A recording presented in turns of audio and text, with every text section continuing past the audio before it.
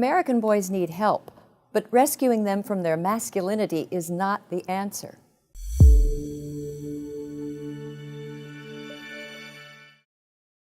A popular new documentary suggests that American boys are driven to violent behavior and depression by a harmful social code of masculinity. And it insists that boys are captive to a sort of guy culture that suppresses their humanity, excites their drive for dominance, and renders many of them dangerous. The problem with this perspective is that it fails to observe a critical distinction between healthy masculinity versus pathological masculinity. Now, there are boys who are pathologically masculine. They are bullies, and worse, they establish their male cred through destruction and mayhem and preying on weak and vulnerable people. But the large majority of American boys evince a healthy masculinity. They build rather than destroy. Their instinct is not to exploit vulnerable people, but to protect and defend them. It's true that boys need guidance and discipline from the adults in their lives. And I agree with this documentary. We shouldn't be harshly telling a troubled boy to man up. But teaching him to be a gentleman is a tried and true way to bring out the best in males.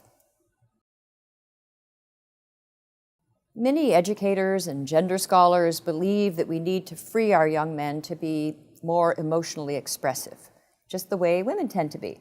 Now, of course, parents should encourage emotional literacy in their sons, but at the same time, they should keep in mind that male reticence has its advantages. Research has shown that boys do not value problem talk as much as girls. I mean, personal disclosure helps girls feel better and makes them feel understood, according to these studies. But when they asked boys about problem talk, it wasn't that boys were ashamed or thought it was unmasculine. The boys told them that they found it a waste of time. This doesn't mean that they are emotionally impaired. The male reserve or reticence is protective and adaptive.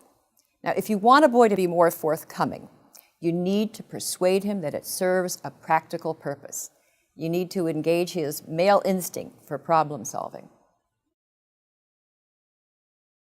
Jennifer Newsom's documentary gives the impression that the average adolescent boy in the United States is sad, isolated, depressed, alone. But those conditions afflict a fairly small percentage of boys. It's hardly the norm.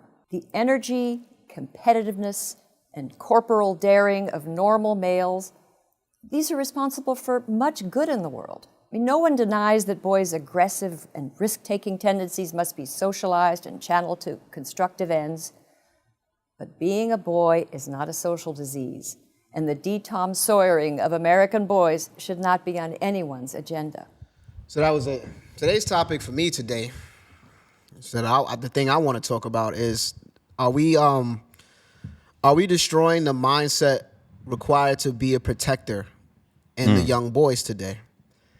Like when I referenced the video, like she said, it's being a man is it's demonized. His violent, rambunctious, a hyperactive nature that is directly the reason why we've made it as far as evolution, because we're hunters. As humans, we tend to hunt. Like, that's where we come from. So you want boys who have a proclivity towards being hyperactive, being very mobile, ambitious, competitive, aggressive, because they had to go out there and fight the world and bring it back to the village to a degree. So this kind of adaptation, or the way that men are, it shouldn't be demonized. In fact, it should be cultivated, and like she said, it should be honed. Mm-hmm. Because the truth is that women, you want a man to protect you, but you also want a man to believe that you guys are equal or not different in some ways. And I think you need to embrace the qualities in a man that makes him a man. You know, it shouldn't be about quelling his anger or making him less aggressive. It should be about him channeling it and knowing what to use that for. See, my problem is, and I hate to say it like this, because I always try to be real politically correct and try to not mess anything up. And I'm going to still try now, but it's like, in order for a man to be able to be the protector that you want him to be, he has to have a certain thought process behind the protection. Anything you do has to have a certain mindset. So in order for a man to be able to deal with an emotional woman and put his feelings aside Or and risk his life for you. yeah, he has to believe to a degree that he has some superiority to you. In the sense of not that he's better than you as far as value, but that there are some things that he does better than you. And he has to understand that as a man, he has to be a bigger person in that situation. Case in point, if you want a man to go, women say, I want a man who can handle me. A man who can handle you is going to be a man who understands that men and women are different, and she's more emotional than I am, and I need to give her some grace, because even though I want to go back and forth with her, it's not the wise thing to do, and she's allowed to be emotional, and I'm not, because I'm a man. Now, when you I don't want to say, because I don't. When you think that, right? Like when a woman thinks that she's equal to a man. See, I don't want to say because there's equality. No, when I say equal, I don't mean as a human being. I mean within a relationship, right? That's why I'm stuttering, because I don't want them to misunderstand. I mean when I say equal, meaning, for instance, if you go out on a date, if a man goes out on a, and I've always said this, if a man takes a woman out on a date and he's boring and she's boring, he's going to get the blame for being boring. Mm-hmm. If a man takes a woman out on a date and he doesn't pay and she's not willing to pay, he's going to be the one that's labeled cheap, or he's not, a gentleman, right? Mm. So how can you think you're equal to somebody but don't expect the same things from them that you expect from yourself? It makes no sense. If something happens while you guys are out and somebody approaches in a threatening way, and if that man doesn't take it upon himself to protect you, you probably won't go out with that man ever again. So how can you think that you're equal but expect him to protect you and you're not there to protect him, right? How is it that we want equality? Well, females tend to want equality when it suits them, but they're comfortable being ladies when it suits them. Or they want chivalry when it suits them, but yet they want equality. You can't want equality and say you want to be treated like a lady. That means by being treated like a lady, you're being treated differently. Absolutely. Right? By wanting, by wanting, a man to be chivalrous, that means that you don't think you're equal to him. Because if you did, you wouldn't want to be treated differently. You will be asking for the same treatment. Right. So women have to understand and ask themselves, like ladies, you have to ask yourself, what do you want? Do you want equality, or do you want to be treated like a lady? You can't have it both ways.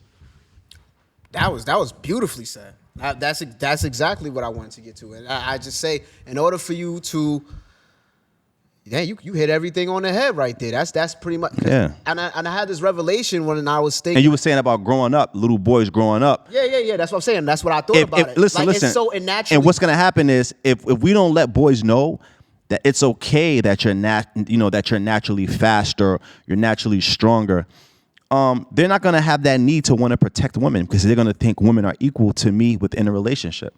But in relationships, men, right? I think we said it a little wrong. So let me add to that, because I don't want to be. How did I say it wrong? You said it right, but I feel like it's little words and nuance. So little boys are naturally competitive when it comes to women. Little boys do not want to lose to girls. Like, it's almost embedded in them. Like, you don't even have to tell them now. A little boy feels ashamed if he lost a race to a girl. Right? Now, that might be, some people might say that's social or whatever, but whatever that is necessary for society, because a man needs to understand that I am faster, I am stronger, and I should be held to a better standard when it comes to these things, because there might come a time where I have to protect this woman. Why do you think I'm going to have to put my life on the line for this woman? So he's not going to put his life on the line for a woman if he thinks that we're she's equal. Just as competent as he is, or stronger, or if he doesn't have the capability, right? Yeah, or if he doesn't have the mindset to say, I know that I should be better. Like, if a man and a woman are home alone and a burglar breaks into the house, I believe the man and woman are both scared. But the mindset of a protector is, I am the strongest person in this house. Yeah. I have to confront this person, because she doesn't have a better chance than me of making it out of this situation unscathed. Yeah, if you have a guard dog, right, a dominant breed dog, a guard dog, a Cane Corso, or if you have a Mastiff, and then you also have a poodle, if a burglar breaks in, you're not going to hold that poodle to the same standard as you would that Cane Corso or that Doberman Pinscher, right, or that German Shepherd. So it's the same thing, right? They're both, right, animals, but you have a different expectation. The same thing. We're both human beings. A man and a woman are both human, but within a relationship context, men are held to higher standards. Even if that woman is not able to do what you can't do, you're going to be held to a different standard than her. Like I just said, if you guys are out, if you're boring, you don't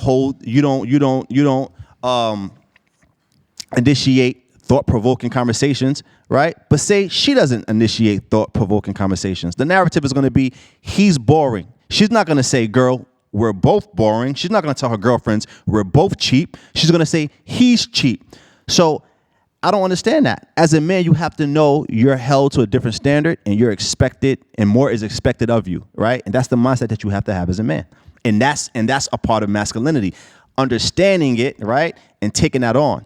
So when you take that out of a man, what kind of world are we going to live in? You're going to have more. The 50-50 world. That's the 50-50. And now, if you're a woman that wants 50-50, and that's what it is. Say like if you're a feminist and you want equality, don't just say you want equality for certain things. You should want equality for all things. So don't complain if that man's not paying for dates. Don't complain if that man doesn't step up and protect you in a street fight, right? It says, hey, let's get them together. If somebody breaks into the house and he goes, hey, today is Monday, it's my turn. But if someone breaks in Tuesday or Wednesday, it's going to be your turn. If something's heavy, he goes, babe, you know what? Equality, you got this. You go get it. You will look at him differently. The same feminist with that equality mindset will still want more from her man and expect certain things out of her man that she wouldn't expect from herself. So that's hypocritical to me. If you want to do something, do it, right? Or stop demonizing men for who they naturally are. And another thing too, Tyree, is that I don't think we understand truly what masculinity is. Masculinity is not throwing tantrums. Masculinity is not misplaced anger. Masculinity is not putting your hands on a woman. Those are all things that are detrimental and things that are never right. You should never put your hand on a woman. You should never scream. They're emotional and probably more feminine than you would say masculine. And going back and forth arguing with your woman, masculinity is talking soft but moving loud. Masculinity is thinking before you act. Masculinity is never putting your hands on a woman. Masculinity is never threatening your woman, but acting and walking away from a situation. Most men in prison are not masculine. Most men in prison are emotional men, right? That lead with their emotions. So we have to understand what masculinity is and what men masking as masculine men, but behaving in a feminine way is, right? So. And that's the toxic masculinity. See, that phrase toxic masculinity has gotten to the point where men are afraid to be men. Or it's basically shaming men into being men. Our biological role is to protect and provide. When you start to... But you're not going to protect and provide... For someone that you think is the same as you, right? You're not going to protect and provide for a person in a relationship with you. If me and Muhammad was in the room, and somebody came in, I held him to the same standard because we're both men.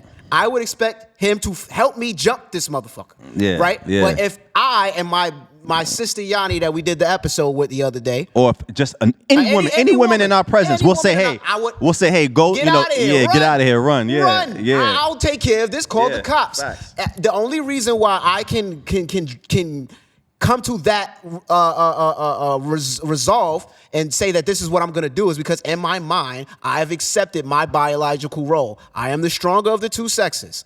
I have to do when it comes to anything physical and violent, that's my role. I have to step into that. So when you're teaching young boys not to be violent, you're taking away their biological role. I think that might attribute a man having, being capable of violence, right? And a man that's not capable of violence, right? The man that's capable of violence but has his violence under control is a powerful man. That's a useful man. Yeah, that's what we're here for. Yeah, exactly. We're here to enforce. Boundaries don't get enforced unless there's someone to enforce any them. type of political ideology, any type of movement has to have some type of protective mechanism, right, to enforce that ideology, right? We live in America, whereas that we don't see certain things that people in other countries see. As a whole, we're able to do certain things and be protected because people are putting their life on the line for us, right? To be able to have these freedoms. So, you have to respect masculinity and respect a man's capability of violence when violence is the only option, right? So that's what it is. 100%.